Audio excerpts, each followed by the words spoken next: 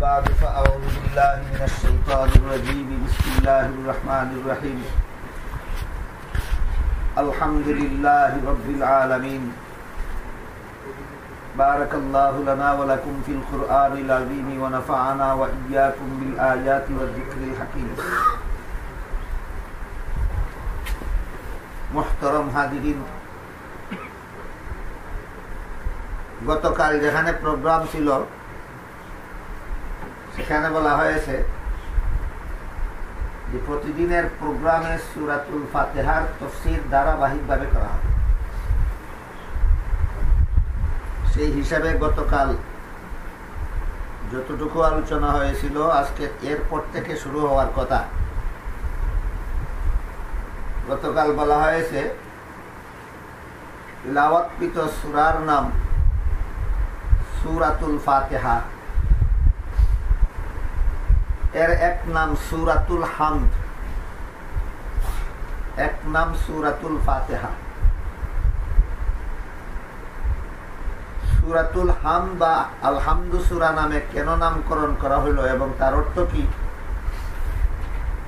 এই ব্যাপারে সংক্ষিপ্ত আলোচনা হয়েছে গতকাল। হামদ শব্দের অর্থ প্রশংসা।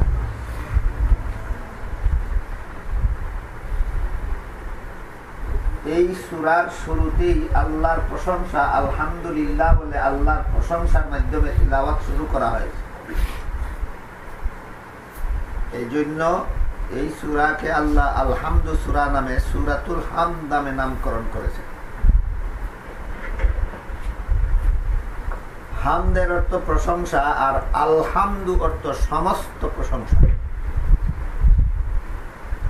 হামদ শব্দের অর্থ প্রশংসা আর আলহামদু অর্থ সমস্ত প্রশংসা। প্রথম আয়াতে বলা হয়েছে আলহামদুলিল্লাহ, সমস্ত প্রশংসা আল্লাহর। এই প্রসঙ্গে গতকাল যতটুকু আলোচনা হয়েছে যে সমস্ত প্রশংসা আল্লাহর হলে আমরা তো অনেক সময় আল্লাহ ছাড়া অন্য কারো প্রশংসা করি। সেক্ষেত্রে স্মরণ রাখতে হবে যে আমি নিজের প্রশংসা না করে অন্য কারো প্রশংসা যদি করি আল্লাহ ছাড়া, তাহলে সেই প্রশংসাটা ওনার নিজস্ব কীর্তি নয়। যার যত প্রশংসাই আমি করি, যার যত গুণে আমি গাই, এই গুণটা তার নিজস্ব অর্জন নয়, এটা একমাত্র আল্লাহ পাক রব্বুল আলামিনের দান। আমি যদি একটা লোককে প্রশংসা করি এভাবে যে তিনি খুব জ্ঞানী, ভালো কথা, কিন্তু তিনি নিজে নিজেই জ্ঞানী, এই কথাটা যদি বুঝাতে চাই তাহলে এটা ভুল হবে। শুধু ভুল হবে না, বরং আল্লাহর সাথে শরীকদার সাব্যস্ত। নিজে নিজেই জ্ঞানী, নিজে নিজেই গুণী, নিজে নিজেই সুন্দর, এইরকম প্রশংসা একমাত্র আল্লাহ ছাড়া আর কারো হতে পারে। আল্লাহ ছাড়া আর জগতের যত জ্ঞানী গুণীর প্রশংসা আমরা করব, স্মরণ রাখতে হবে যে এটা তার নিজস্ব অর্জন নয়, বরং একমাত্র আল্লাহ পাকের দান। আল্লাহ পাকের দান মনে না করে নিজে নিজেই এই গুণে তিনি গুণান্বিত, নিজে নিজেই এই জ্ঞানে তিনি জ্ঞানী, নিজে নিজেই এই রূপে তিনি সুন্দর, এই রকম বলাটাও শিরিক, এই রকম মনে করাটাও শিরিক। আল্লাহর শরীকদার সাব্যস্ত হয়, কারণ একমাত্র আল্লাহ ছাড়া আর কেউ নিজে নিজে কোনো গুণে গুণী হতে পারে। গেল এক কথা যে আমরা জগতের আর কারো কোনো প্রশংসা করলে মনে রাখতে হবে যে যার যে গুণের প্রশংসা করছি, এই গুণ তিনি নিজে নিজে অর্জনকারী নন, বরং আল্লাহ পাকের দান।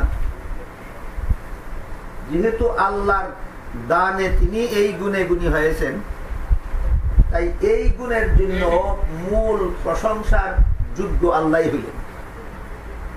এটা হলো সমস্ত প্রশংসা আল্লাহর কথার আরেকটা ব্যাখ্যা। সমস্ত প্রশংসা আল্লাহর কিভাবে হলো?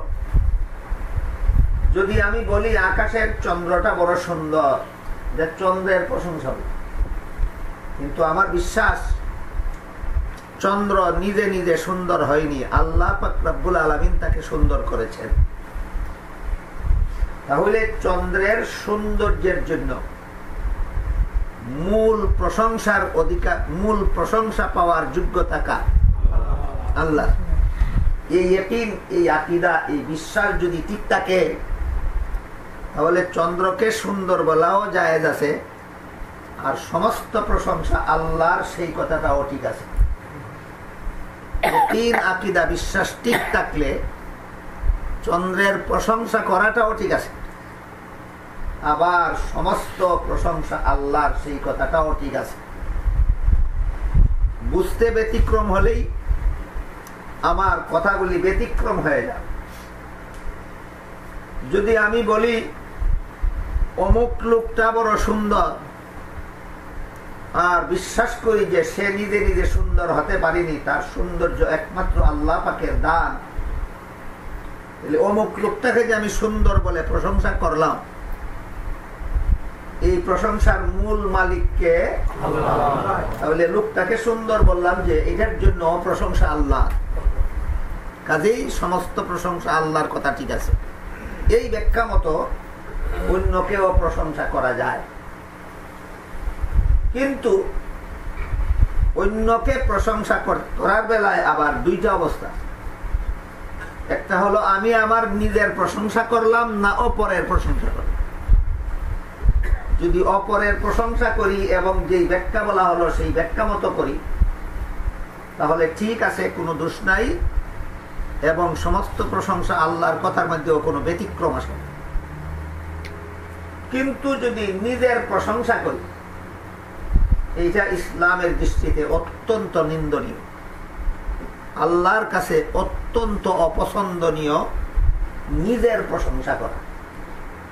আমি বড় সুন্দর, আমি বড় জ্ঞানী, আমি বড় গুণী, আমি বড় বুদ্ধিমান, এই রকম বলাটা আল্লাহর কাছে অত্যন্ত অপছন্দ, খুবই খারাপ। শুধু একটা ক্ষেত্রে নিজের গুণ প্রকাশ করাটা জায়েজ আছে। কোন ক্ষেত্রে? নিজের সুনামের উদ্দেশ্যে নয়, বরং সমাজের খেদমতের উদ্দেশ্যে। যেমন কোন মসজিদে যদি একজন লোককে ইমাম হিসাবে নিয়োগ দেওয়ার প্রস্তাব আসে,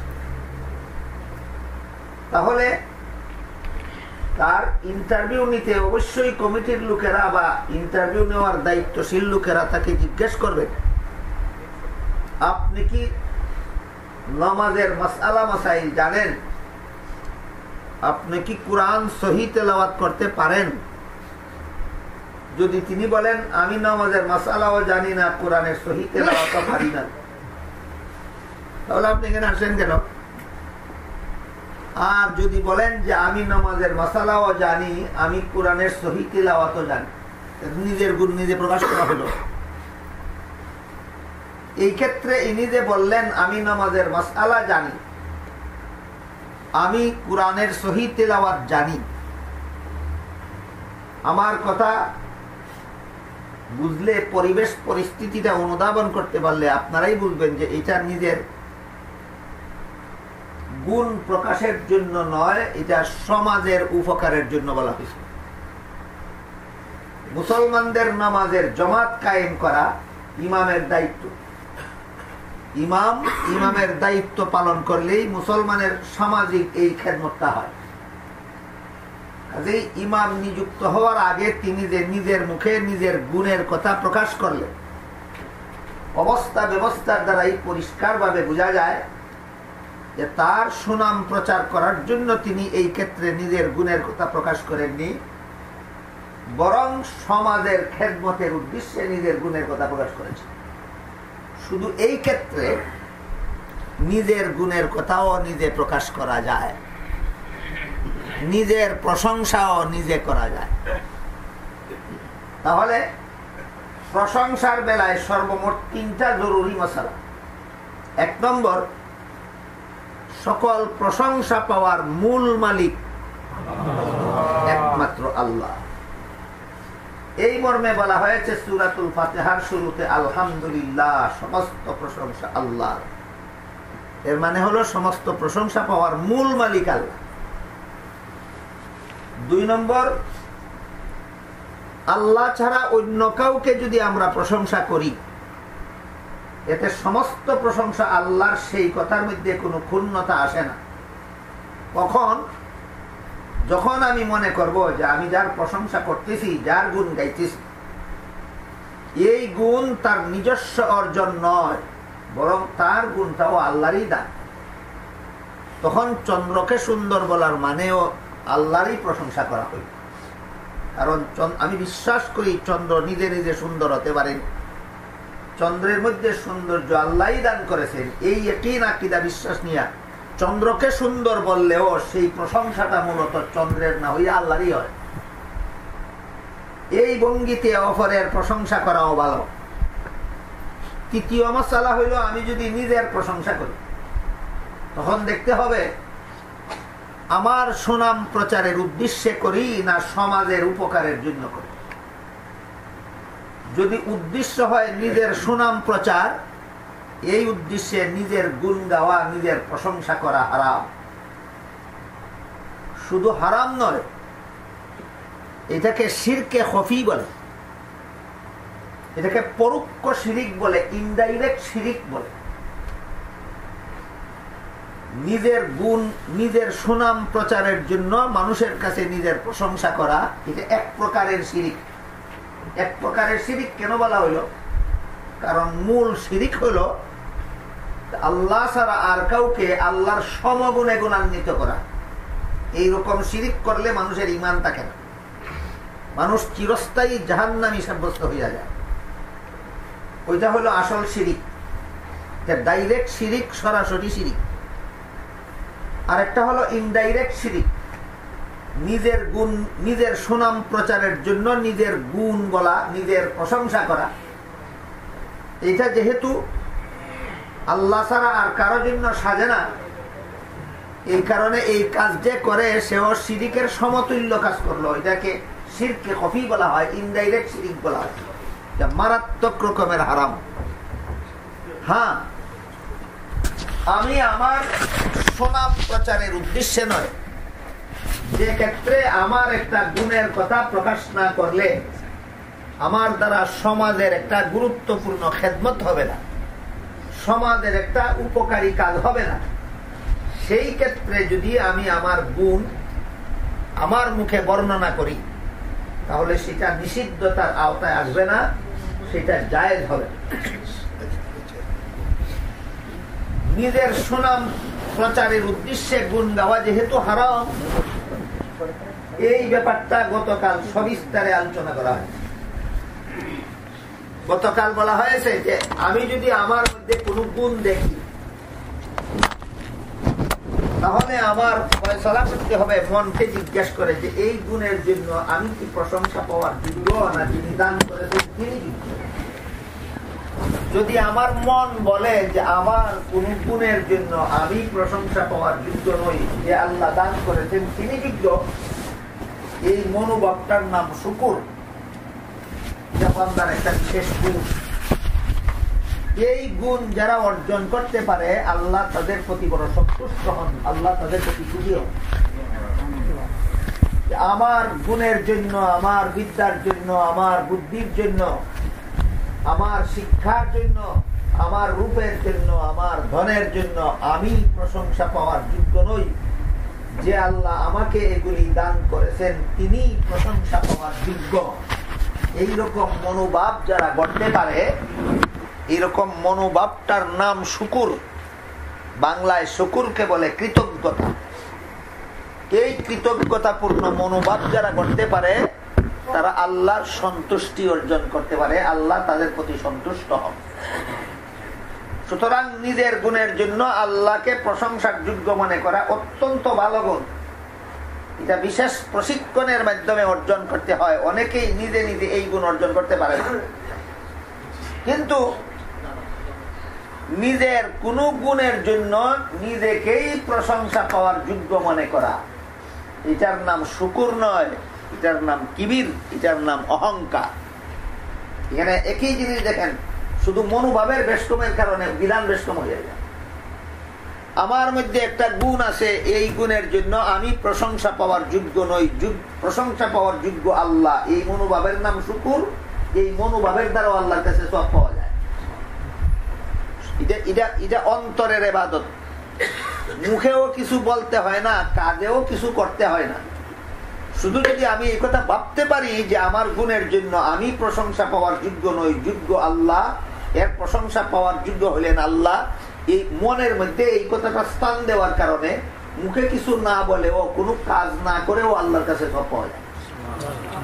এবং আল্লাহ এই মনোভাবের জন্য আল্লাহ এই বান্দার প্রতি সন্তুষ্ট হন, আল্লাহ খুশি হন তার।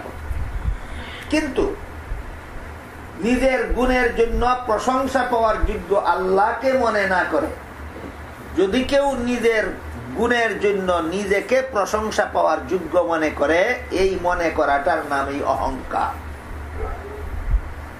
এই নিজের গুণ, ঠিক আছে আমার গুণ, এই গুণটাকে একভাবে মূল্যায়ন করলে শুকুর হয়, আল্লাহর কাছে সব পাওয়া যায়।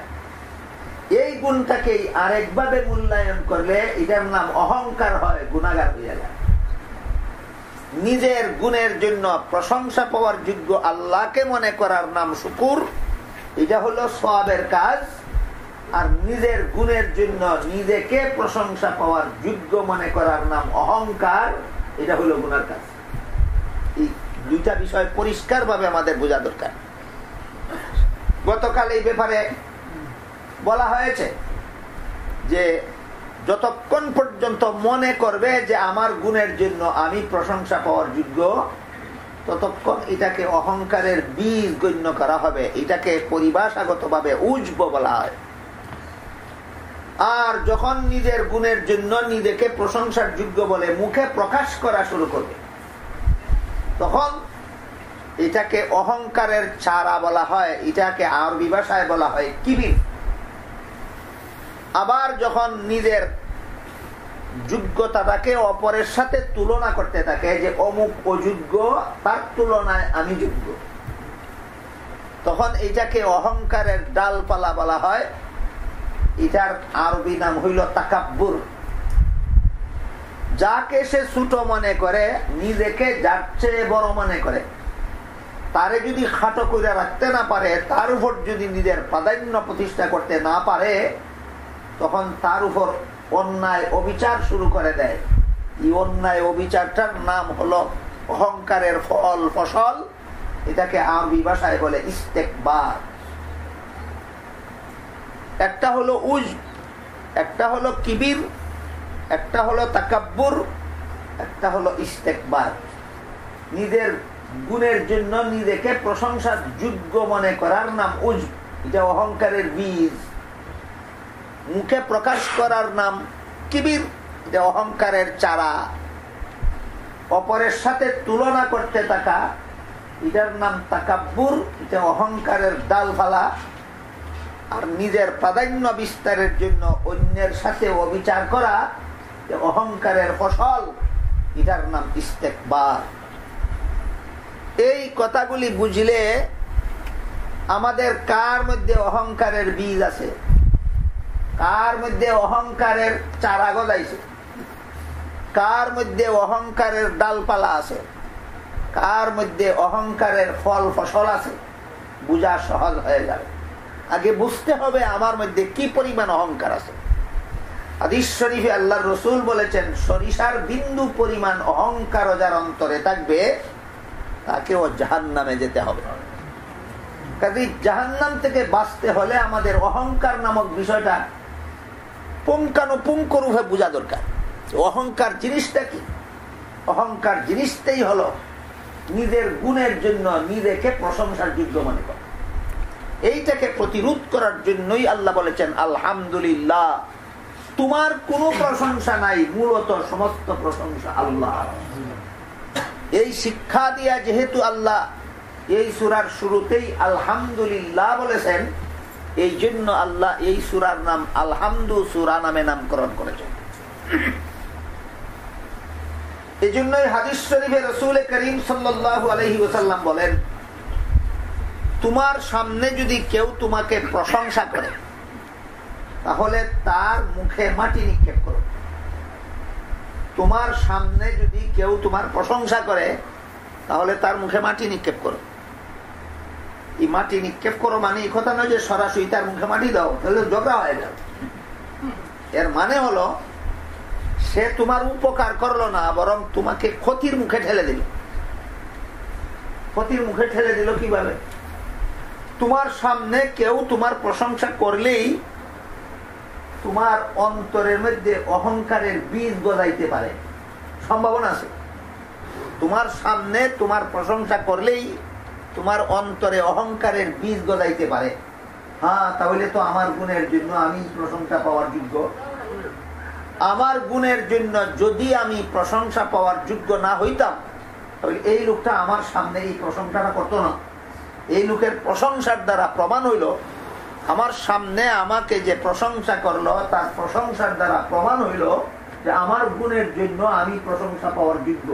ওই লোকটা আমাকে সামনাসামনি প্রশংসা করার কারণে আমার অন্তরের মধ্যে অহংকারের বীজ গজানির রাস্তা সুগম হইল।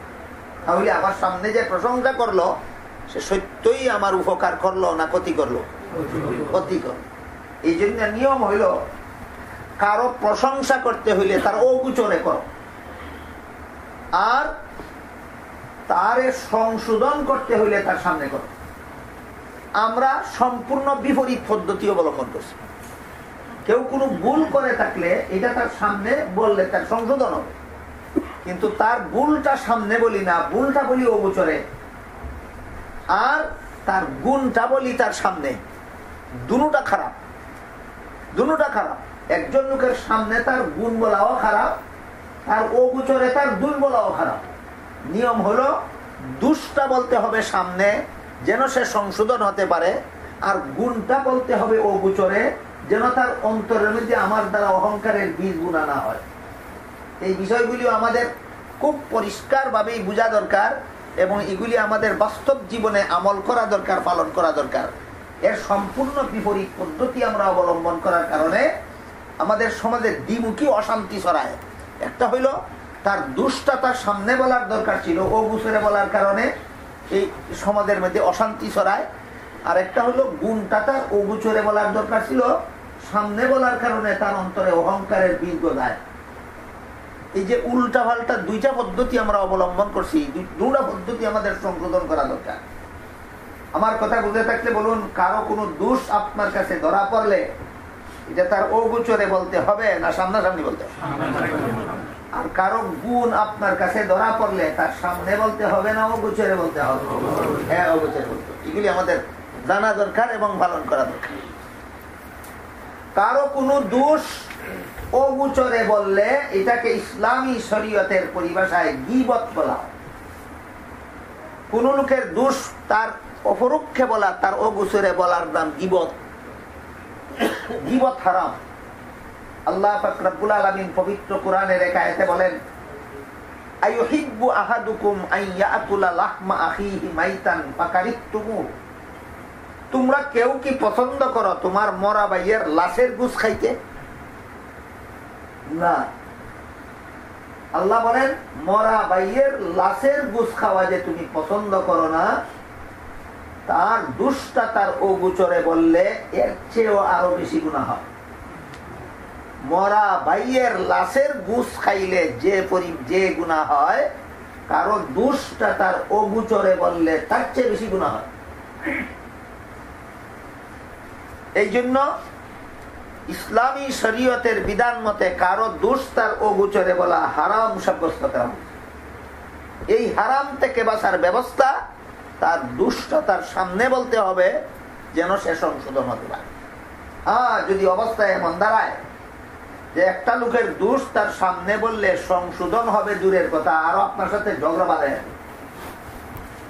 তার দোষ আপনি তার অগোচরে না বলুন, সামনেও না বলুন, অগোচরে বললেন না নিজে গুনাহ থেকে বাঁচার জন্য, আর সামনে বললেন না ঝগড়ার থেকে বাঁচার জন্য। আপনি আপনার জান বাঁচান। অবস্থা যদি এমন হয় যে একটা লোকের দোষ তার সামনে বললে সে সংশোধন হবে দূরের কথা, সে আরো ঝগড়া শুরু করে দেবে, তাহলে তো আপনি তার সামনে বলারও কোনো উপকার নাই। এই জন্য তার অগোচরে তো বলবেনই না, সামনেও বলবেন না, তারে আল্লাহর হওয়া করে ছেড়ে দেন, আপনি আপনার ঈমান আমল বসে আপনি চলে যান। এটা হলো দায়িত্ব, এটা হলো কর্তব্য। কিন্তু তা না করে আমরা যদি কারো দোষ তার অগোচরে বলি, সেটাকে ইসলামী শরীয়তের পরিভাষায় নাম হইল গীবত। গীবত হারাম। কিন্তু গীবত সর্বমোট 4 প্রকার। 3 প্রকারের গীবত হালাল, 1 প্রকারের গীবত হারাম। এই প্রকারগুলি আমাদের না জানার কারণে অনেক সময় হালাল গীবতটাও আমরা কইতে চাই না, অথচ হালাল গীবত হওয়ার দরকার হয়। আর হারাম গীবতটাও আমরা করে থাকি। কোনটা হালাল কোনটা হারাম জানি না, এই জন্য হালালটা করি না, হারামটা করি। হালালটা করতে হইলে আর হারামটা চাকতে হইলে জানতে হবে গীবত হারাম কোনটা আর গীবত হালাল কোনটা। তার আগে জানার দরকার গীবতের ডেফিনেশন কি, গীবত কারে কয়। কারো দোষ তার অগোচরে বলার নাম গীবত। বাস্তব দোষ, অবাস্তব দোষ নয়। সত্যই সে চুরি করে, এই কথাটা পথে ঘাটে লোকের কাছে বলা যে সে ওই লোকটা চুরি করে, এটার নাম গীবত। আর যে চুরি করে না তার বিরুদ্ধে চুরি করে বলার নাম গীবত নয়, তোহমত। একটা হইল গীবত, একটা হইল তোহমত। তোহমতের বাংলা হলো অপবাদ, মিথ্যা অপবাদ। আমার কথা বুঝে থাকলে একটু দয়া করে বলুন তো, গীবতটা বেশি খারাপ না তোহমতটা বেশি খারাপ? গীবতের মধ্যে দোষ কইল ঠিক, কিন্তু বাস্তব দোষ কইছে। আর তোহমতের মধ্যে মিথ্যা দোষ কইছে, এটা আরো খারাপ। আমাদের মধ্যে অনেকের চরিত্রে এমনও আছে যে গীবত কইতে কইতে এখন তোহমত কোয়া শুরু করে। এর দ্বারা নিজের মধ্যে, অপরের মধ্যে, ঘরের মধ্যে, বাইরে, সমাজে, সর্বত্র শুধু অশান্তি আর অশান্তি, ঝগড়া আর ঝগড়ার সৃষ্টি হয়। এই সবগুলি ঝগড়ার অশান্তির মূল এই গীবত এবং তোহমতের আচরণ। এই আচরণ আমাদের ধরতে হবে এবং এগুলি সংশোধনের পথ অবলম্বন করতে হবে। কারো বাস্তব দোষ তার অগোচরে বলার নাম গীবত, অবাস্তব দোষ বলার নাম তোহমত। এই বাস্তব দোষ বলাটাই এটাই গীবত, এবং এটা 4 প্রকার। এর মধ্যে 3 প্রকারের গীবত বলা হালাল, 1 প্রকারের গীবত হারাম। 3 প্রকারের গীবত হালাল কোনটা কোনটা? একটা গীবতের মধ্যে 3টা পক্ষ থাকে। যে গীবত গাইল, যার গীবত গাইল, যার কাছে গাইল। একটা গীবতের 3টা পক্ষ। একজনে গীবত গাইল, আরেকজনের কাছে, আরেকজনের ব্যাপারে। কতটা পক্ষ হইল? 3টে পক্ষ। পক্ষ 3টা পরিষ্কার না বুঝলে গীবত 3 প্রকার বুঝে আসবে না। প্রত্যেকটা গীবতের মধ্যে 3টা পক্ষ থাকে। একটা পক্ষ হইল যে গীবত গাইল, আর একটা পক্ষ হইল যার গীবত গাইল, আর একটা পক্ষ হইল যার কাছে গীবত। এই 3 পক্ষের কোনো একটা পক্ষকে বাঁচাবার জন্য, কোন অনিষ্ট থেকে বাঁচাবার জন্য যদি গীবত গায়, আর যেখানে গীবত গাইলে বাঁচার ব্যবস্থা আছে সেখানে যদি গায়, এই 2টা শর্ত। 3 পক্ষের কোনো একটা পক্ষকে কোনো অনিষ্ট থেকে বাঁচাবার জন্য যদি গীবত গায়, 1 শর্ত। আরেক শর্ত হইল যেখানে গীবত গাইলে বাঁচাবার ব্যবস্থা হয় সেখানে যদি গায়, তাহলে এই 3 প্রকারের গীবতই হালাল। যেমন আমাকে একটা লোক অত্যাচার করে, তার অগোচরে এসে আমি তার বাবার কাছে বললাম যে তোমার ছেলে আমাকে অত্যাচার করে। এখানে 3টা পক্ষ। আমি গীবত কইলাম, ছেলেটার গীবত কইলাম, ছেলের বাপের কাছে কইলাম। ছেলের বাপের কাছে যে আমি কইলাম যে তোমার ছেলে আমাকে অত্যাচার করে, এটা তার অনিষ্ট থেকে আমি নিজেকে বাঁচাবার জন্য কইলাম। এবং যার কাছে কইলে বাঁচার ব্যবস্থা হবে তার কাছে কইলাম। হালাল হওয়ার জন্য তিনটা গীবত হালাল হওয়ার জন্য দুইটা শর্ত আছে। প্রথম শর্ত হইল তিন পক্ষের কোনো এক পক্ষকে অনিষ্ট থেকে বাঁচাবার উদ্দেশ্যে বলতে হবে। 2 নম্বর শর্ত হইল যেখানে বললে বাঁচার ব্যবস্থা হবে সেখানে বলতে হবে। শ্বাসতলে বসে বসে বললাম অমুকে আমার অত্যাচার করে, কেন বললা তুমি? বিচার কে করবে? শপিং সেন্টারে ঘোরাফেরা করতে থাকলাম আর বলতে লাগলাম অমুকে আমার সাথে দুর্ব্যবহার করে, তার কাছে বললাম কে করবে তার বিচার? যার কাছে বললাম সে তো এটা প্রতিকার করার কোনো ক্ষমতা রাখে না, কাজেই সেইটা আমার আরামই হবে। এই জন্য যে গীবত বলল তাকে অনিষ্ট থেকে বাঁচাবার জন্য, যার গীবত বলল তাকে অনিষ্ট থেকে বাঁচাবার জন্য, যার কাছে গীবত বলল তাকে অনিষ্ট থেকে বাঁচাবার জন্য যদি গীবত বলে এবং যেখানে বললে বাঁচাবার ব্যবস্থা হয় সেখানে যদি বলে, কটা শর্ত হইল? দুইটা শর্ত, দুইটা। তিনটা গীবত হালাল বিনা শর্তে নয়, 2 শর্তে। 1 নম্বর, যার গীবত বলল তাকে অনিষ্ট থেকে বাঁচাবার জন্য, অথবা যে গীবত বলল সে নিজে তার অনিষ্ট থেকে বাঁচার জন্য, অথবা যার কাছে গীবত বলল তাকে অনিষ্ট থেকে বাঁচাবার জন্য যদি বলে। একটা শর্ত হলো অনিষ্ট থেকে বাঁচাবার জন্য যদি বলে, আর একটা শর্ত হলো যার কাছে বললে অনিষ্ট থেকে বাঁচাবার ব্যবস্থা করতে পারে তার কাছে যদি বলে। এই 2 শর্তে 3 গীবত হালাল। যে গীবত বলল সে নিজে, যার গীবত বলল তার অনিষ্ট থেকে বাঁচার জন্য যদি বলে, আর যেখানে বললে বাঁচার ব্যবস্থা আছে সেখানে যদি বলে, এই গীবত হালাল। যেমন একটা ছেলের বিরুদ্ধে আমি তার বাবার কাছে বিচার দায়ের করলাম যে তোমার ছেলে আমার সাথে দুর্ব্যবহার করে, এটা গীবত হইল না? ছেলে তো সেখানে উপস্থিত নেই, ছেলের অনুপস্থিতিতে ছেলের বাবার কাছে আমি বললাম যে তোমার ছেলে আমার সাথে খারাপ ব্যবহার করে, দেখি তার গুণ বললাম না দোষ বললাম?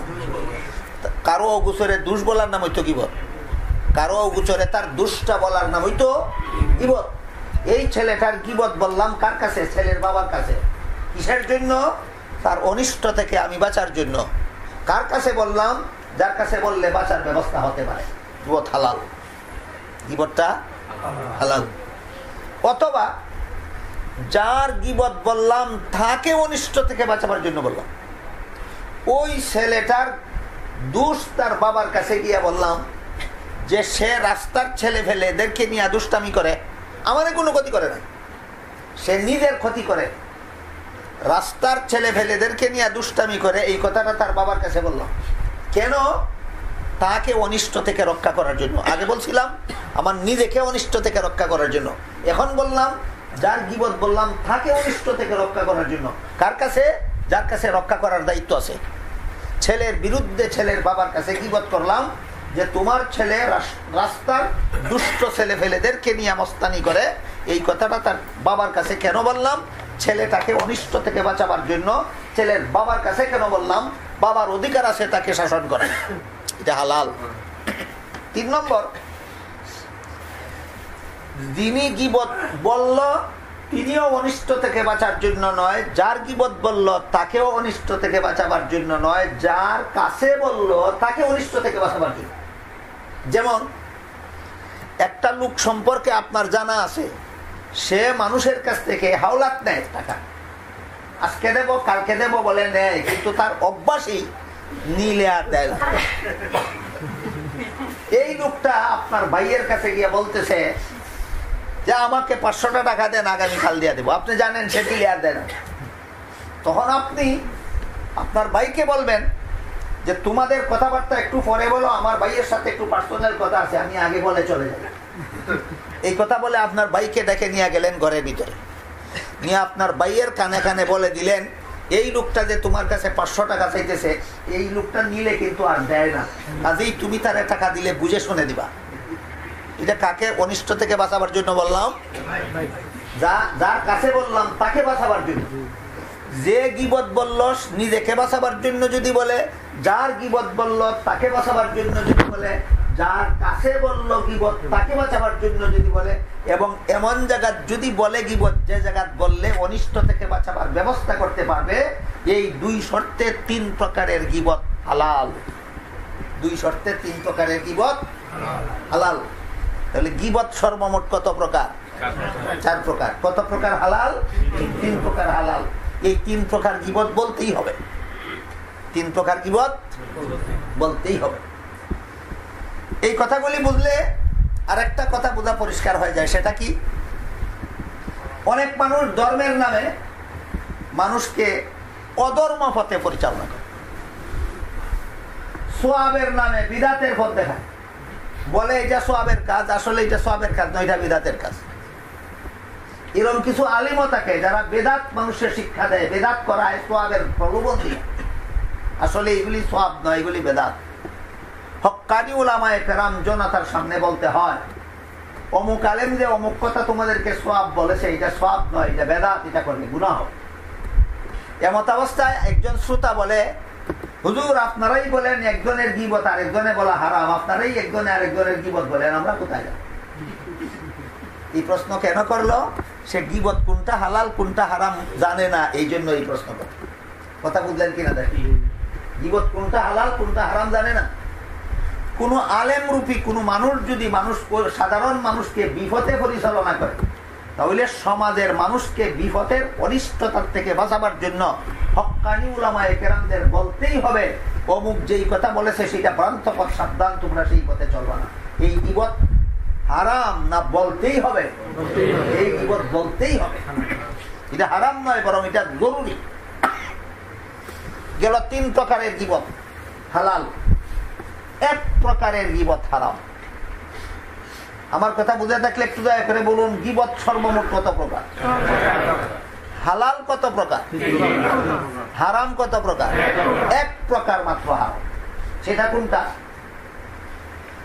নিজে অনিষ্ট থেকে বাঁচার জন্য নয়, যার গীবত বলল তাকে বাঁচাবার জন্য নয়, যার কাছে বলল তাকে বাঁচাবার জন্য নয়, শুধু শুধু একটা মানুষের বদনাম সমাজে ছড়াবার জন্য যদি বলে, শুধু শুধু একটা মানুষের বদনাম ছড়াবার জন্যই গীবত বলে, নিজে বাঁচার জন্য নয়, তাকেও বাঁচাবার জন্য নয়, যার কাছে গীবত বলল তাকেও বাঁচাবার জন্য নয়।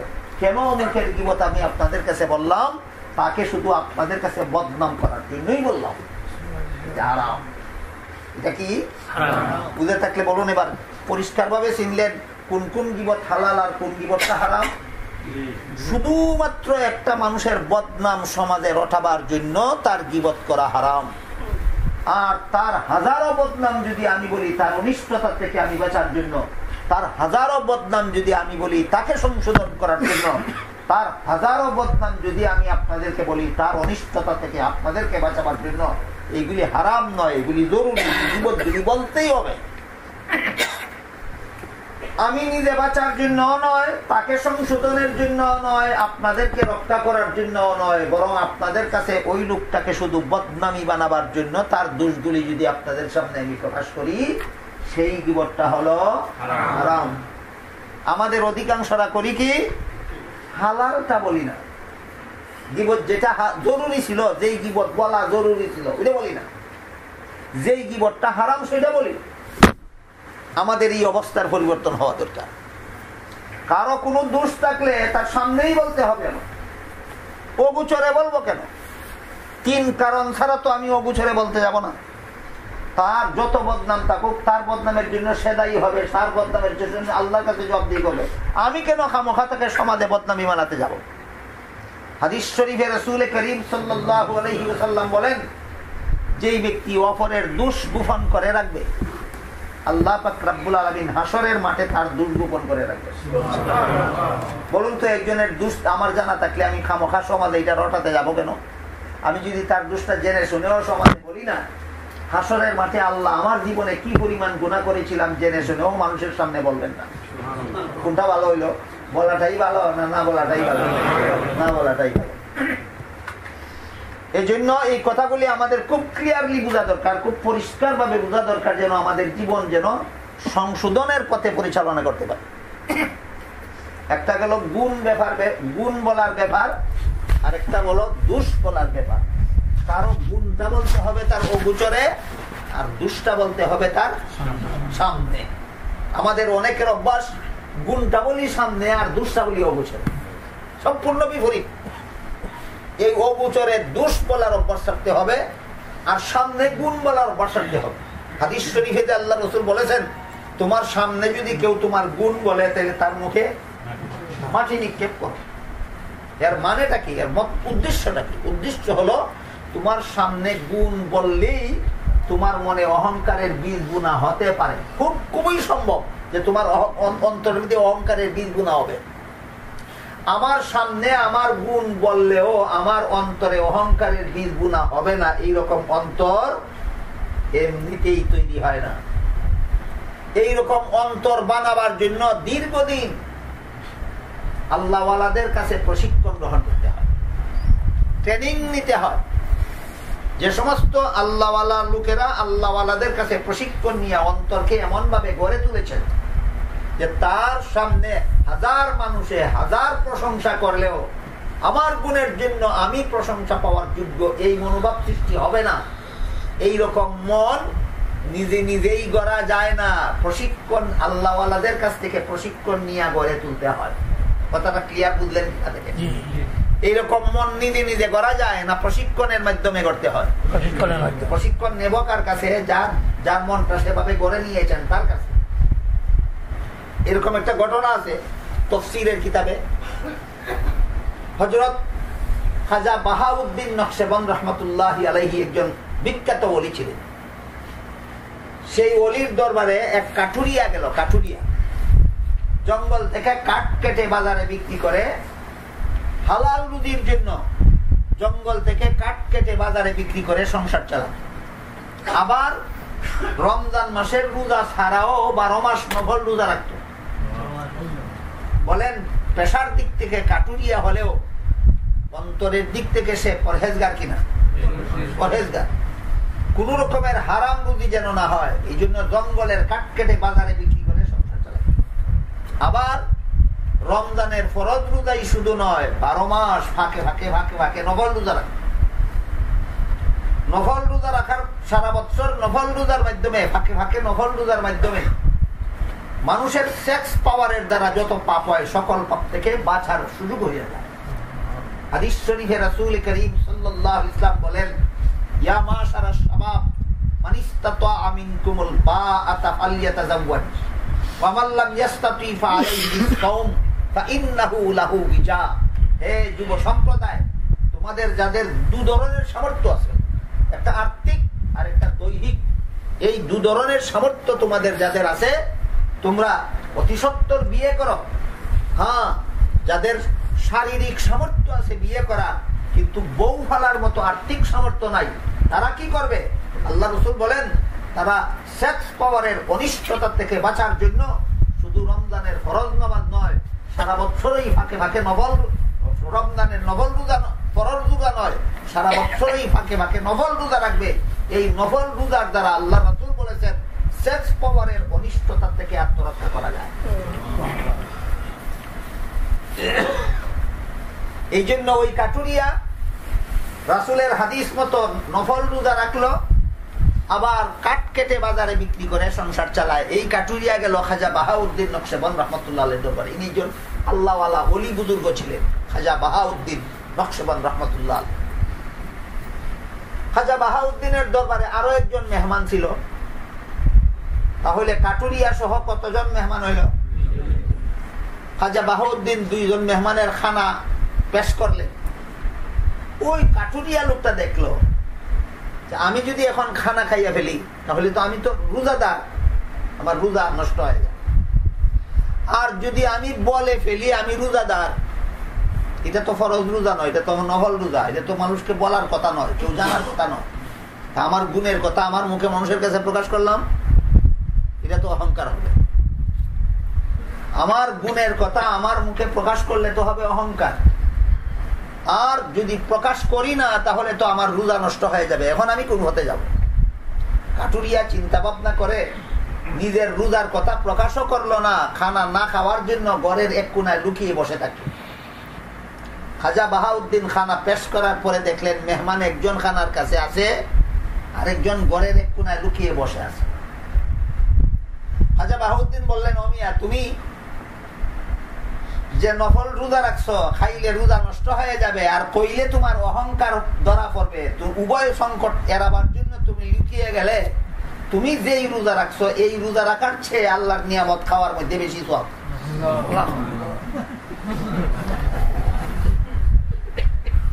এখন তো ব্যাপারটা আরো জটিল। একটা জটিল হইল যে ইনি জানলেন কিভাবে, আর একটা জটিল হইল রোজা রাখার চেয়ে খানা খাওয়া বেশি সওয়াব হইল কিভাবে। এই দুই জটিলতারও নিরসন হওয়া দরকার। প্রথম জটিলতা হইল ইনি জানলেন কিভাবে, সে তো বলেনি, না বলার জন্যই লুকাইল, তার ফলেও তিনি বুঝলেন কিভাবে। এটা হইল অন্তরের কতগুলি রোগ আছে। অহংকার অন্তরের একটা রোগ, অহংকার অন্তরের একটা রোগ। আর অনেক রোগ এমন আছে যে রোগ পরীক্ষা নিরীক্ষার মাধ্যমে ধরা পড়ে, আর অনেক রোগ এমন আছে রোগীকে দেখলেই বোঝা যায় তার মধ্যে কোন রোগ আছে। যেমন একটা 7 বছরের একটা শিশু, তার চেহারা বিবর্ণ, চক্ষুগুলি সাদা, ঘুমাইলে মুখ দিয়া লালা পরে, দাঁত কটমট করে। এই অবস্থাটা দেখলেই তো বোঝা যায় তার কৃমি আছে। পরীক্ষা লাগে না, অবস্থা দেখলেই বোঝা যায় কৃমি আছে। আর একটা লোকের ডায়াবেটিস হয়েছে, দেখলেই বোঝা যায় ডায়াবেটিস হয়েছে না, যান্ত্রিক পরীক্ষা লাগে, পরীক্ষা লাগে। মানুষের শরীরেও রোগ হয়, আত্মার মধ্যে রোগ হয়।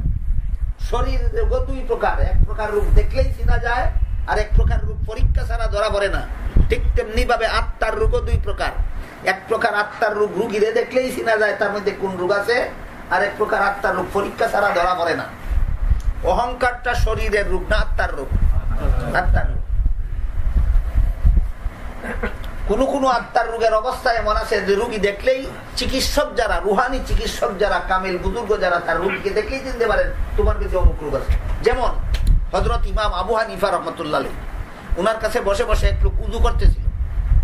তিনি বলেন, এই মিয়া, তুমি তোমার মা বাবার নাফরমানি করো, তুমি তোমার মা বাবার অবাধ্য চলো। লোকটা বললো, আমি তো অবাধ্য চলি ঠিকই, আপনি বুঝলেন কিভাবে?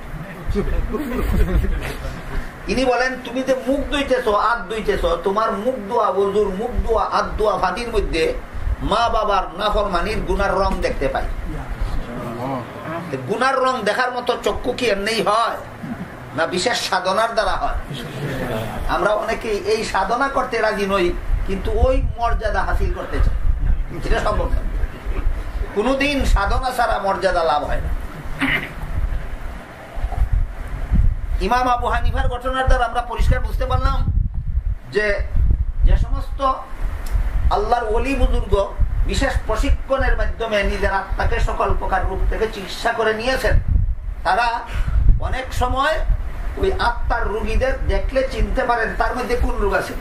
ইমাম আবু হানিফা রাহমাতুল্লাহ আলাইহি যেমন ভাবে ওই লোকের উযু দেখে বুঝতে পেরেছিলেন সে মা বাবার নাফরমানি করে, ঠিক তেমনি ভাবে খাজা বাহাউদ্দিন নকশবন্দ রাহমাতুল্লাহ আলাইহি কাটুরিয়াকে দেখা মাত্রই বুঝতে পারলেন তার মধ্যে আত্মার কোন রূপটা আছে। তার মধ্যে আত্মার রূপটা ছিল উজব, অহংকারের সারাগো যায়নি, অহংকারের ডালপালা নাই, অহংকারের ফসল নাই। নফল রোজা রাখে ঠিক, কিন্তু তার মধ্যে অহংকারের বীজ আছে। বীজটা কি? যে আমি শুধু রমজানের ফরজ রোজা নয়, আমি সারা বছর ফাঁকে ফাঁকে নফল রোজা রাখি, আবার কারো কাছে বলি না।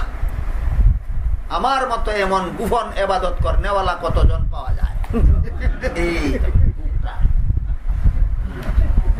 আমার 2 দিনের কথা বুঝে থাকলে আপনারা বলেন, অথবা কালকে যারা ছিলেন না আজকে উপস্থিত হয়েছেন, আপনারা বুঝে থাকলে বলেন এই রূপটার নাম কি? এটার নাম উজব। এটা হলো অহংকারের বীজ। আমি যে নফল রোজা রাখি আবার কেউ কাছে কই না, কি কম গুণের কথা? এই যে এই মনোভাব, তার অন্তরে কি আছে? অহংকারের ফল আছে না ডাল ভালা আছে, না চারা আছে, না বীজ আছে? বীজ আছে, আমি কেউ কাছে কই না। এই রূপটা ধরতে পারলেন খাজা বাহাউদ্দিন নকশবন্দ।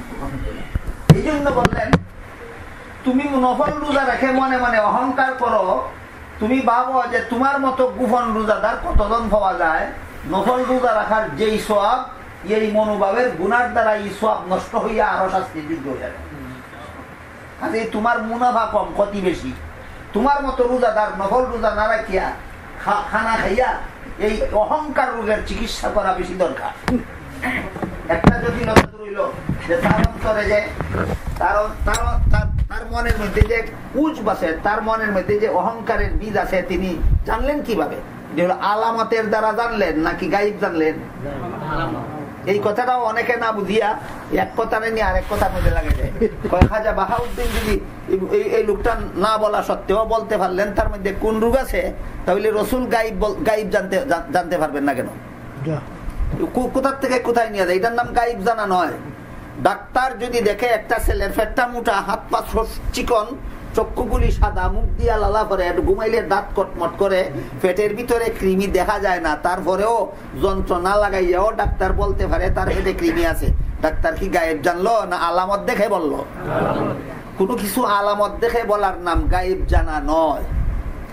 ডাক্তার যেমন ভাবে রোগীর মধ্যে অনেক আলামত দেখে রোগ কোনটা বলতে পারেন, ঠিক তেমনি ভাবে আল্লাহর ওলিগণ পাপী লোকদের মধ্যে অনেক আলামত দেখে বলতে পারেন সে কোন পাপ করে। খাজা বাহাউদ্দিন নকশবন্দ রহমতুল্লাহি আলাইহি, আমার কথা বুঝে থাকলে বলুন, গায়েব জানার কারণে বলতে পারছিলেন না আলামত দেখে বলেছেন? আলামত দেখে বলেছে, এটার নাম গায়েব জানা নয়। আরেকটা জটিলতা হইল, তিনি যে বললেন এমন রোজা রাখার চেয়ে না রেখে আল্লাহর নিয়ামত খাওয়া ভালো, তাহলে কি আগামী রমজানে আমরা যারা রোজার মতো রোজা না রাখতে পারি তারা রোজা না রেখে দিনের বেলায় খানা পিনা করাই ভালো হবে? আরেক জটিলতা।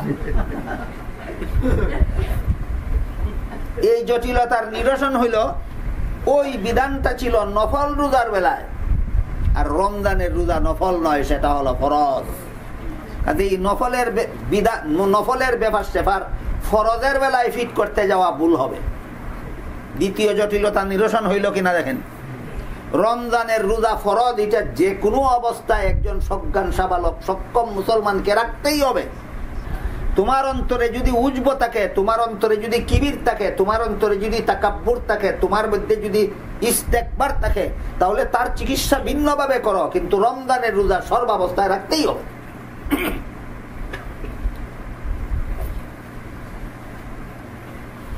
এবার এই ঘটনার থেকে আমি কি বুঝাইতে চাইলাম আপনাদের, সেটা হইল খাজা বাহাউদ্দিন নকশবন্দ রহমতুল্লাহি আলাইহির কাছে যে কাটুরিয়া গেল, এই কাটুরিয়া কি নিজে নিজেই বুঝতে পারছিল যে আমার মধ্যে অহংকারের বীজ আছে, না উনার দরবারে যাওয়ার কারণে ধরা পড়ল? ঠিক তেমনি ভাবে আমরা যারা সর্বস্তরের মুসলমান, আমাদের অনেকের অন্তরে অহংকারের বীজ আছে, অনেকের অন্তরে অহংকারের সারা গজাইছে, অনেকের অন্তরে অহংকারের ডাল ফালা দিছে, অনেকের মধ্যে অহংকারের ফল ফসল ধরছে।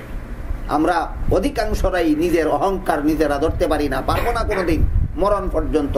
এই অহংকারের বীজ নিয়ে, অহংকারের চারা নিয়েই মরতে হবে, এবং পরকালে নমাজ বন্দেগী থাকা সত্ত্বেও জাহান্নামে যাইতে হবে। এর চিকিৎসাটা কি?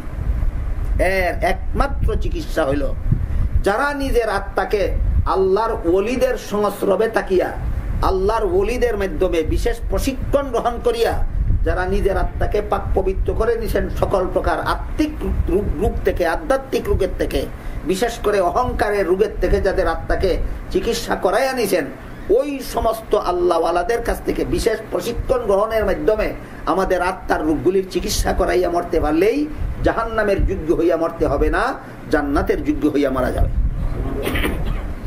আমার কথা বুঝে থাকতে বলুন, যার অন্তরে অহংকারের বীজ আছে, সারা আছে, ফল ফসল আছে, নিজে নিজে ধরাও যাবে না, নিজে নিজে চিকিৎসাও করা যাবে না।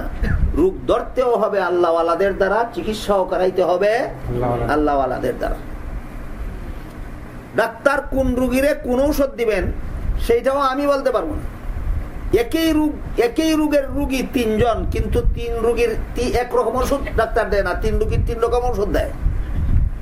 ঠিক তেমনি ভাবে আমাদের যাদের অন্তরে রোগ আছে, আধ্যাত্মিক রোগ, আমরা যখন কোনো আল্লাহওয়ালার কাছে তার চিকিৎসার জন্য যাব, একই রোগের তিন রোগী, কিন্তু তিন রোগীরে তিনি একরকম ব্যবস্থা দিবেন না, তিন রোগীরে তিনি অবস্থা ভেদে তিন রকম ব্যবস্থা দিতে পারে। এর উদাহরণটা বোঝার চেষ্টা করি।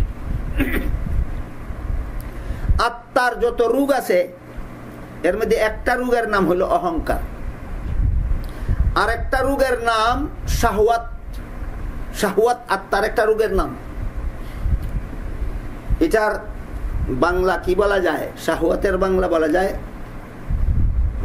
যৌন প্রবৃত্তি, কামনা, যৌন প্রবৃত্তি। এই রোগটা যাদের মধ্যে আছে এরা নিজের ঘরের বিবিতে তুষ্ট থাকতে পারে না, এরা অপর নারীকে উপভোগ না করে থাকতেই পারে না। যেটা কামক রোগ বলা হয়, এটাকে যৌন প্রবৃত্তি রোগ বলা হয়, এটাকে শাহওয়াত রোগ বলা হয়। আপনারা কি মনে করেন মুসলমান সমাজে এমন রোগীও আছে ঘরের বিবিতে তুষ্ট থাকতে পারে না, অন্য নারীকে উপভোগ করতে চায়? এমন রোগী আছে কি? তার রোগের নাম তাকাব্বুর, তার রোগের নাম ইস্তেকবার, তার রোগের নাম উজ, তার রোগের নাম অহংকার না কাম। এটারে কয় কাম রোগী, কামাতুর বাংলা ভাষায়। এই রোগের চিকিৎসা আপনার মধ্যে রোগ আছে কিনা সেটাও অনেক সময় আপনি নিজে নিজে বুঝতে পারবেন না, আর বুঝতে পারেনও যদি নিজে নিজে কোনোদিন চিকিৎসা করতে পারবেন না। যারা নিজের আত্মাটাকে চিকিৎসা করে সুস্থ করে নিছে তাদের কাছ থেকে আপনার চিকিৎসা গ্রহণ করতে হবে। এখন যদি আপনি কোনো আল্লাহওয়ালার কাছে যান, আপনার কাছে যদি ধরা পড়ে যে আপনার কাছে শাহওয়াত রোগ আছে, আপনার কাছে এই কামাতুর রোগ আছে, এই রোগের চিকিৎসার জন্য যদি কোনো আল্লাহওয়ালার কাছে যান, তিনি সব রকমের কাম রোগীর এক রকমের চিকিৎসা দিবেন না, রোগীর অবস্থা ভেদে ব্যবস্থা দিবেন। আমরা আপাতত এখানে যারা বসা আছি, আমাদের কার মধ্যে কি পরিমাণ কাম রোগ আছে আর কার মধ্যে কি পরিমাণ কাম রোগ নাই এটাও বোঝার একটা সিগন্যাল আছে, একটা স্কেল আছে, আমি বলে দিতে পারি, আপনারা বুঝে নিতে পারলে ধরতে পারবেন। আমি ইচ্ছাকৃত ভাবে কোন নারীর সুন্দর দেখার অভ্যাস রাখি কিনা, যদি আমার মন সাক্ষী দেয় যে আমি ইচ্ছাকৃত ভাবেই আমি কোনো ভিন্ন নারীর সুন্দর দেখার অভ্যাস রাখি, আমার মধ্যে রোগটা আছে, আমার মধ্যে রোগটা আছে। হাদিস শরীফে রাসূল করিম সাল্লাল্লাহু আলাইহি ওয়াসাল্লাম বলেন, ভিন্ন নারীর সুন্দর যে দেখবে ইচ্ছাকৃতভাবে হাসরের বিচারে গলন্ত সীসা তার চোখে ঢেলে দেওয়া হবে। এই রোগের শিকার হইয়া আমি যে আনন্দ করতেছি এর কোনো ভয়ঙ্কর পরিণাম আছে কিনা? আছে। এইগুলি বুঝবে কে, বুঝাবে কে, শুনবে কে, শুনাইবে কে, আর এই সমাজে মানবে কে জানি না। আমার দায়িত্ব শুধু বাস্তব কথাটা আপনাদের সামনে প্রকাশ করে দেওয়া। যাদের ঘরে টেলিভিশন আছে, এই টেলিভিশনে শুধু পুরুষের ছবি দেখায় না নারীর ছবিও দেখায়? নারীর ছবি দেখায়। তাফসীরের কিতাবে পরিষ্কার লেখা আছে, যেই নারীকে বাস্তবে দেখা হারাম, এই নারীর ছায়া দেখাও হারাম, ছবি দেখাও হারাম, এই নারীর ছায়া ছবি দেখাও হারাম। তিনটা জিনিস, একটা হলো ছায়া, একটা হলো ছবি, একটা হলো ছায়া ছবি। ছায়া দেখা যায় পানির নিচে আর আয়নার ভিতরে, ছবি দেখা যায় কাগজে আর দেওয়ালে, ছায়া ছবি দেখা যায় ফিতায়। বলেন একটা জিনিস না তিনটা জিনিস? ছায়া দেখা যায় কোথায়? পানিতে আর আয়নায়। ছবি দেখা যায় কোথায়? দেওয়ালে আর কাগজে। ছায়া ছবি দেখা যায় কোথায়? ফিতায় থাকে ছবির মূল জিনিসটা, আর লাইটের ফোকাসের দ্বারা ওইটাকে পর্দার মধ্যে নিয়ে দেখানো হয়, ওইটার নাম হলো ছায়া ছবি। মুফাসসিরিন কেরাম লিখেছেন, যেই নারীকে বাস্তবে দেখা হারাম, এই নারীর ছায়া দেখাও হারাম, এই নারীর ছবি দেখাও হারাম, এই নারীর ছায়া ছবি দেখাও হারাম। এখন বলুন, যাদের ঘরে টেলিভিশন আছে, যে নারীকে বাস্তবে দেখা হারাম ওই নারীর ছায়া ছবি টেলিভিশনে দেখা যায় কিনা? দেখা যায়। টেলিভিশনের ভিতরে যারা ভিন্ন নারীর ছায়া ছবি দেখার অভ্যাস রাখেন তাদের আত্মায় কোনো রোগ নাই না? আমার কথা বুঝতে পারেন না? আত্মার মধ্যে কোনো রোগ নাই। এই রোগটার নাম কি? এটার নাম কামাতুর রোগ। কামাতুর রোগ। ভিন্ন নারীর সুন্দর না দেখলে, নিজের বিবির সুন্দর দেখে সে তুষ্ট নয়, ভিন্ন নারীর সুন্দর না দেখলে সে তুষ্ট হয় না। যে কোন রোগ? কামাতুর রোগ। রোগ যে আছে, আমরা রোগই জানি না আমার যে রোগ আছে, চিকিৎসার কল্পনা করবো কবে? আমার কথা বুঝে থাকলে বলুন, আত্মার রোগগুলি নিজে নিজেই ধরা যায় না, রুহানি চিকিৎসকগণ ধরতে পারেন। তা আমি যদি আমার রোগই ধরতে পারি না, তা আমার রোগের চিকিৎসা আমি নিজেই করতে পারবো কিভাবে? এই জন্য আমাদের কার আত্মার মধ্যে কোন রোগটা আছে এটাও ধরতে হবে আল্লাহওয়ালাদের দ্বারা, চিকিৎসাটাও করাইতে হবে আল্লাহওয়ালাদের দ্বারা। এখন ধরেন আপনি কামাতুর রোগ আছে, রোগী আপনি গেলেন একজন আল্লাহওয়ালার কাছে, আল্লাহওয়ালা আপনাকে চিকিৎসা, প্রাথমিক চিকিৎসা কিভাবে শুরু করবেন? অবস্থা ভেদে ব্যবস্থা দিবে। প্রথমে হয়তো তিনি আপনার অবস্থা ভেদে বলবেন যে যখনই তোমার মনে কোনো নারী বা কোনো নারীর ছবি দেখতে মনে চায়, যেহেতু তুমি রোগী অবশ্যই তোমার মন চাইব, তখনই তোমার প্রথম চিকিৎসা হইল তুমি এই কথাটা ধ্যান করবে যে আল্লাহর রাসূল বলেছেন হাসরের মাঠে গলন্ত সীসা আমার চোখে ঢেলে দাও। যখনই মনে চাইব নারীর ছবি দেখতে, তখনই তুমি ধ্যান করবে রাসূল বলেছেন গলন্ত সীসা আমার চোখে ঢেলে দেওয়া হবে। কিছুদিন অভ্যাস করো, নারী সামনে পড়লেই মনে করো, ধ্যান করো রাসূল বলেছেন গলন্ত সীসা আমার চোখে ঢেলে দাও। টেলিভিশনে নারীর ছবি আসা মাত্রই চোখ ফিরে নাও, মনে করো ওই কথা যে আমি যদি চোখ ফিরাই না তাহলে গলন্ত সীসা আমার চোখে ঢেলে দেওয়া হবে। রাস্তায় কোনো বেপরদা নারী সামনে পড়ে গেলেই চোখ ফিরে নাও, আর এই কথা মনে করো যে গলন্ত সীসা আমার চোখে ঢেলে দেওয়া হবে। কথাটা মনে করলে এই চোখ ফিরানি সহজ হবে, কথাটা মনে না করলে কোনোদিন চোখ ফিরানি সহজ হবে না। কিছুদিন পরে যদি দেখেন যে আপনার চোখ ফিরানিটা আপনার কন্ট্রোলে এসে গেছে, তাহলে প্রথম ঔষধেই আপনার চিকিৎসা হয়ে গেল। কিছুদিন পরেও যদি দেখেন যে না, এই কথা মনে করলেও চোখ ফিরাইতে পারে না, এই কথা মনে করেও ঘরের টেলিভিশন বন্ধ করতে পারে না, হাজারবার মনে করে গলন্ত সীসা হাসরের মাঠে চোখে দেওয়া হবে, লক্ষবার টেলিভিশনে ল্যাংটা নারীর নাচ দেখে, সারা জীবনই শুনে গলন্ত সীসা চোখে ঢেলে দেওয়া হবে, সারা জীবনই টেলিভিশনে ল্যাংটা নারীর নাচ দেখে। এরকম মুসলমানও আছে কি নাই? তার রূপটা স্বাভাবিক না রূপ পুরাতন? রূপ পুরাতন। যখন চিকিৎসকের কাছে ধরা পড়বে রূপ তো তার পুরাতন, প্রাথমিক ঔষধে তো তার সারবে না, তখন আবার তিনি নতুন ভাবে ঔষধ নির্বাচন করবেন। এখন দ্বিতীয় ঔষধটা কি দেওয়া যায় হয়তো তিনি বিবেচনা করবেন লোকটা ধনী না গরিব। যদি লোকটা গরিব হইয়া থাকে তাহলে তার দ্বিতীয় ঔষধ, তুমি এখন থেকে ওয়াদা করো ইচ্ছাকৃত ভাবে কোন নারী অথবা নারীর ছবির দিকে একবার চাইলে 5 টাকা সদকা করতে হবে। লোকটা গরিব, একবার নারী বা নারীর ছবি দেখলে 5 টাকা সদকা, 2বার নারী ছবি দেখলে 10 টাকা সদকা, 3বার নারীর ছবি দেখলে 15 টাকা সদকা, 4বার নারী ছবি দেখলে 20 টাকা সদকা। সন্ধ্যার সময় যখন দেখবো খালি নারীর ছবি দেখার সদকা দিতে দিতে আমার সারাদিনের রুজি শেষ। এই রুজি আটকানির ভয়ে, রুজি শেষ হওয়ার ভয়ে আর এই হারাম কাজ করার সাহস করবে। দ্বিতীয় ঔষধ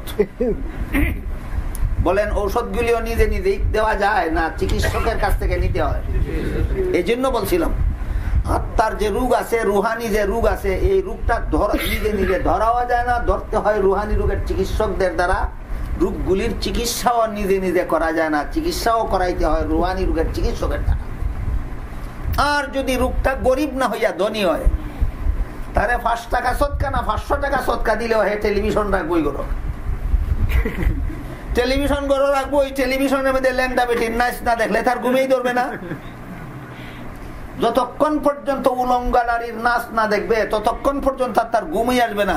যদি তার চিকিৎসক বলে দেন যে একদিন টেলিভিশনে নারীর নাচ দেখলে 500 টাকা সদকা দিতে হবে, হ্যাঁ 5000 টাকা সদকা দিব, তার ঘরও দেখবো, কারণ তার তো ধনের অভাব নাই। এই ঔষধে তার চিকিৎসা হবে। তারে চিকিৎসা দিবেন। তুমি একবার যদি ভিন্ন নারীর ছবি দেখো তাহলে 2 রাকাত নফল নামাজ পড়তে হবে। 2বার যদি দেখো 4 রাকাত নফল নামাজ পড়তে হবে। 10 বার যদি দেখো 20 রাকাত নফল নামাজ পড়তে হবে। 50 বার যদি দেখো 100 রাকাত নফল নামাজ পড়তে হবে। যখন দেখবে এশার নামাজের পরে এই 10 বার উলঙ্গ নারীর ছবি দেখছিল, এই কারণে 20 রাকাত নফল নামাজ পড়তে হয়। এশার নামাজ পড়ছিল মাত্র 9 রাকাত, কোন রকম ঘুমায় থাকার জন্য, এখন নফল নামাজ পড়তে হয় 40 রাকাত। এটার বয়ে আর আগামীকাল থেকে আর ছবি দেখবি না। সুতরাং বলুন আমার কথা বুঝে থাকলে আমাদের মধ্যে, আমাদের আত্মার মধ্যে রোগ আছে কিনা? আত্মার রোগ মানুষকে জান্নাতি থাকতে দেয় না জাহান্নামী বানায় দেয়? আত্মার রোগ মানুষকে জাহান্নামী বানায় দেয়। আমার আত্মার রোগটাও আমি নিজে নিজে ধরতে পারবো না, চিকিৎসাটাও নিজে নিজে করতে পারবো না।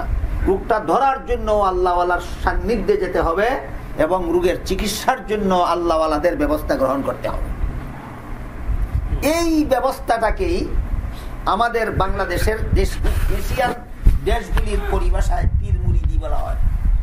কামিল পীরের কাছে যাইতে হবে, কামিল পীরের কাছে মুরিদ হইতে হবে, নিজের রোগ কোনটা ধরতে হবে, রোগের চিকিৎসার জন্য তিনি যে ব্যবস্থা দেন ব্যবস্থা গ্রহণ করতে হবে এবং সেই ব্যবস্থা অনুপাতে ব্যবস্থা গ্রহণ করলে পরে আমাদের আত্মার রোগগুলির চিকিৎসা হবে, তখন আমাদের আত্মাগুলি হবে সুস্থ, তখন আমরা যে ছিলাম জাহান্নামের শাস্তির যোগ্য সেটার থেকে মুক্ত হয়ে আমরা হতে পারবো জান্নাতের যোগ্য। প্রসঙ্গক্রমে এই কথাগুলি আপনাদের সামনে এই জন্য তুলে ধরলাম যে আমাদের বর্তমান সমাজের মুসলমানেরা কি পরিমাণ আধ্যাত্মিক রোগে আক্রান্ত, এইগুলি সাধারণত আলোচনা হয় না। দৈনন্দিন হাজারো রকমের রোগ আমাদের আত্মাকে আক্রান্ত করতেছে, আর আমরা অবাধে বেঁচে চলছি এই সমস্ত পাপের সমুদ্রে, পাপের বন্যায়। কোনোদিন এই সমস্ত পাপ ত্যাগ করার, বর্জন করার কল্পনাও আমরা করতে পারি না। এমনকি টেলিভিশন দেখতে দেখতে দেখতে দেখতে এত বড় বদ মিজাজ হয়েছে মুসলমানের মিজাজ, মুসলমানের ফিতরতে তো খারাপ হয়েছে। টেলিভিশন দেখা না যায় হবে কেন প্রশ্ন করে পাল্টা, কেন টেলিভিশন দেখা না যায়? এই প্রশ্ন এখনো যাদের মনে বাসা বেঁধে আছে। আবারও বলুন, যে নারীকে বাস্তবে দেখা হারাম সেই নারীর ছায়া দেখাও হারাম, ছবি দেখাও হারাম, ছায়া ছবি দেখাও হারাম। বুঝতে এবার বলুন তো কেন টেলিভিশন দেখা হারাম? এই টেলিভিশনেই ভিন্ন নারীর ছায়া ছবি দেখা যায়, এই টেলিভিশনেই ভিন্ন নারীর ছায়া ছবি দেখা যায়, এই জন্যই টেলিভিশন দেখা হারাম। আত্মায় যাদের সেক্স রোগ আছে, আত্মায় যাদের কাম রোগ আছে, আত্মায় যাদের শাহওয়াত আছে, এদেরকে ডান্ডা দিয়া পিটাইলেও ঘর থেকে টেলিভিশন বের করবে না। হে রোগী, পুরান রোগী, কি রোগী? পুরাতন রোগী, সাধারণ রোগী নয়। এরা ডান্ডাই দিয়ে পিটাইলেও, 1000 টাকার জরিমানা লাগাইলেও ঘর থেকে টেলিভিশন বের করবে না। উলঙ্গ নারীর না দেখা পর্যন্ত তার রাত্রে ঘুম হবে না। কি পরিমাণ রোগে আমরা আক্রান্ত চিন্তা করে থাকি। সবগুলি রোগের চিকিৎসার জন্য কোরআনকে সঠিকভাবে বুঝতে হবে এবং কোরআনকে নিজের জীবনে ফিট করতে হবে, বাস্তবায়ন করতে হবে। আমরা অনেকেই কোরআনকে নিজের মধ্যে ফিট করার ফিকিরে নাই। কেউ কোরআনকে সমাজে ফিট করার ফিকিরে, কেউ কোরআনকে সারা বিশ্বে ফিট করার ফিকিরে। আমার মধ্যে নয় যে হিন্দুদের হরিবলের মতো, হরি তাদের এক দেবতার নাম হরি। হরি হরি বল, বল মানে কি? তোরা বল, আমি বলি না। হরি বল, হরি তো দেবতার নাম, বল কি? তুই বল। না, হরি তোরা বল, আমি বলি না।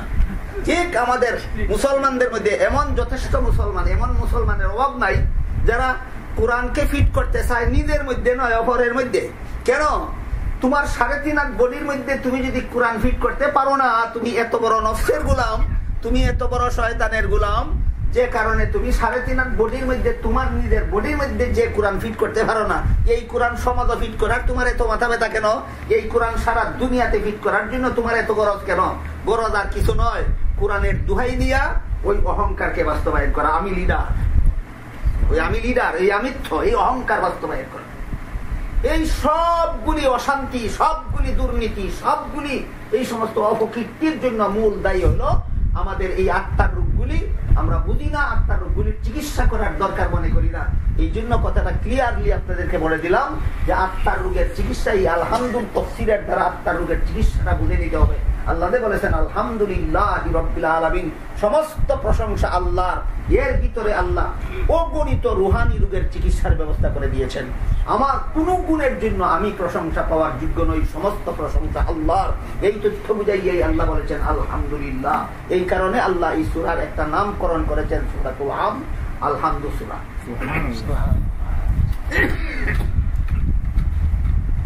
আযান কোথায়? তাহলে তো আজানের পরে ইস্তেঞ্জার দরকার।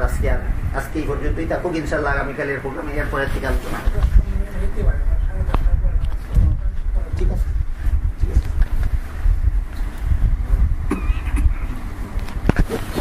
গতকাল আলোচনা হয়েছে আল্লাহ পাক রব্বুল আলামিন পবিত্র কোরআনের সূরাতুল ফাতিহার বহু নামকরণ করেছেন। এর মধ্যে এক নাম আলহামদু সূরা। আলহামদু সূরার তাৎপর্য গতকালও অল্প কিছু আলোচনা হইল, আজকেও যথেষ্ট পরিমাণ আলোচনা হইল যে আলহামদু নামের তাৎপর্য সমস্ত প্রশংসা কেন, আল্লাহর জন্য সমস্ত প্রশংসা কেন, আমার জন্য কোনো প্রশংসা নাই। এই আত্মার রোগের চিকিৎসা। আচ্ছা,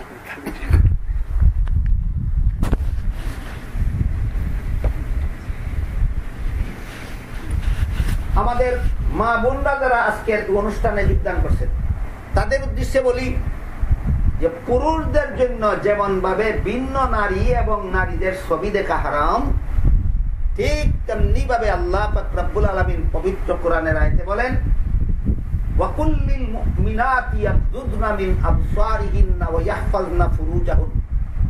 অর্থাৎ হে রাসূল করিম সাল্লাল্লাহু আলাইহি ওয়াসাল্লাম, আপনি ইমানদার মুমিন মুসলমান নারীদেরকে বলে দিন, কি বলে দিন? ইয়াগদুদনা মিন আবসারিহিন্না ওয়া ইয়াহফাজনা ফুরুজাহুন্না। পুরুষরা যেমন অবাধে নারী দেখা হারাম, তেমনি ভাবে নারীরাও অবাধে পুরুষ দেখা হারাম। নারীরাও অবাধে পুরুষ দেখা হারাম। হযরত রাসূল করিম সাল্লাল্লাহু আলাইহি ওয়াসাল্লাম দুজন বিবিকে পাশে নিয়ে বসাছিলেন এক জায়গায়। রাসূল নিজের দুই বিবিকে পাশে নিয়ে এক জায়গায় বসাছিলেন। এমত অবস্থায় সেখানে আসতেছিলেন একজন অন্ধ সাহাবী হযরত আব্দুল্লাহ ইবনে উম্মে মকতুম রাদিয়াল্লাহু তাআলা। উম্মে মকতুম অন্ধ সাহাবী, দুই চক্ষু অন্ধ। আসতেছিলেন দেখে আল্লাহ রাসূল নিজের দুই বিবিকে বলেন তোমরা ঘরে যাও। দুই বিবি বলেন কেন আমরা ঘরে যাব? রাসূল বলেন যে একজন পুরুষ আসতেছে।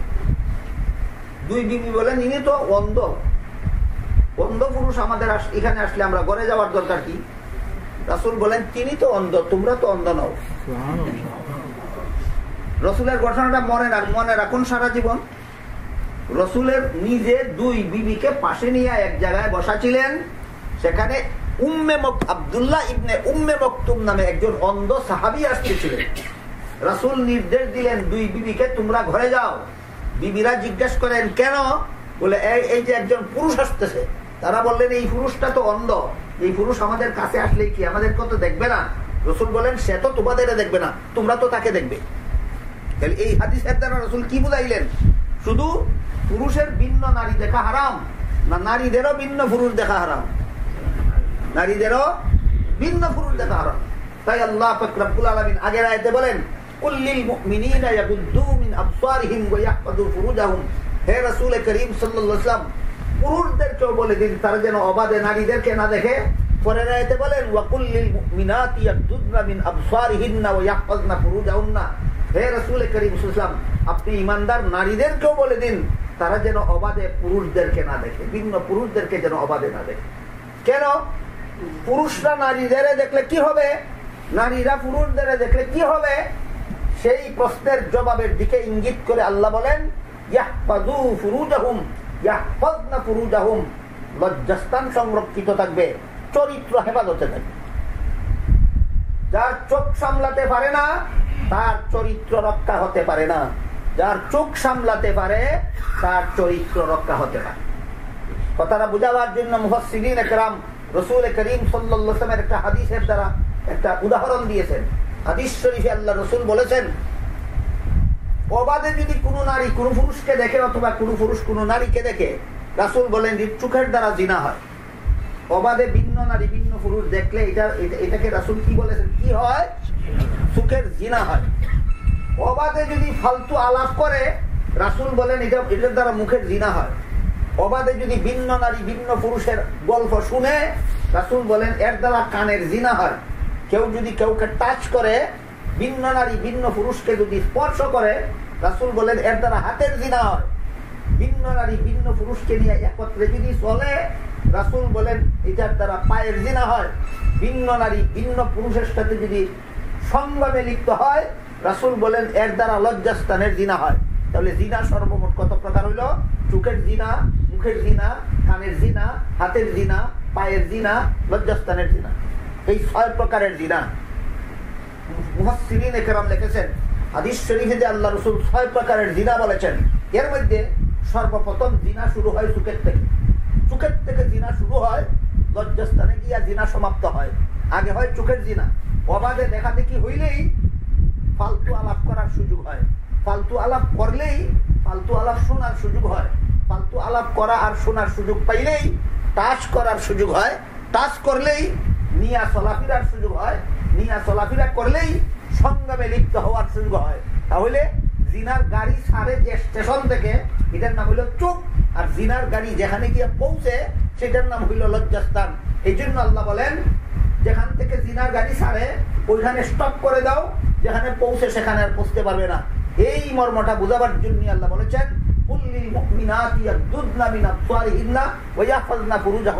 চক্ষু সামলাও যদি সতীত্ব হেফাজত করতে চাও, চক্ষু সামলাও যদি চরিত্র হেফাজত করতে চাও।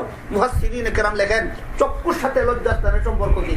চোখ সামলাও যদি লজ্জাস্থান সামলাইতে চাও, চক্ষুর সাথে লজ্জাস্থানের সম্পর্ক কি? সম্পর্ক এটা জিনার গাড়ি চোখ থেকে ছাড়ে লজ্জাস্থানে পৌঁছে, যে স্টেশন থেকে গাড়ি ছাড়ে সেখানেই যদি স্টপ করে দেওয়া হয় লজ্জাস্থান, চোখের থেকে যদি জিনার গাড়ি ছাড়তে দাও না লজ্জাস্থান পর্যন্ত জিনার গাড়ি পৌঁছতে পারবে না। সুতরাং সকল প্রকার জিনা বন্ধ করার প্রাথমিক ব্যবস্থা হলো চোখের জিনা বন্ধ করা। এই চোখের জিনা পুরুষও নারীর সাথে করে, নারীও পুরুষের সাথে করে। এই জন্য আল্লাহ বলেন পুরুষরাও চোখের জিনা বন্ধ করো যদি লজ্জাস্থানের জিনা বন্ধ করতে চাও, নারীরাও চোখের জিনা বন্ধ করো যদি লজ্জাস্থানের জিনা বন্ধ করতে চাও। সুতরাং আমাদের যাদের মধ্যে আত্মার রোগ, এই জিনার রোগ, এই রোগে আমরা যারা আক্রান্ত, আমাদের এই বিষয়গুলি বোঝা দরকার। এই বিষয়গুলি কোরআনের এই নির্দেশগুলি আমাদের জীবনে বাস্তবায়ন করা দরকার, ফিট করা দরকার। আল্লাহ আপনাদের আমাদের সবাইকে তৌফিক দান করুন, আমিন। সুবহান রাব্বিকা রাব্বিল ইজ্জাতি আম্মা ইয়াসিফুন ওয়া সালামুন আলাল মুরসালিন ওয়ালহামদুলিল্লাহি রাব্বিল আলামিন।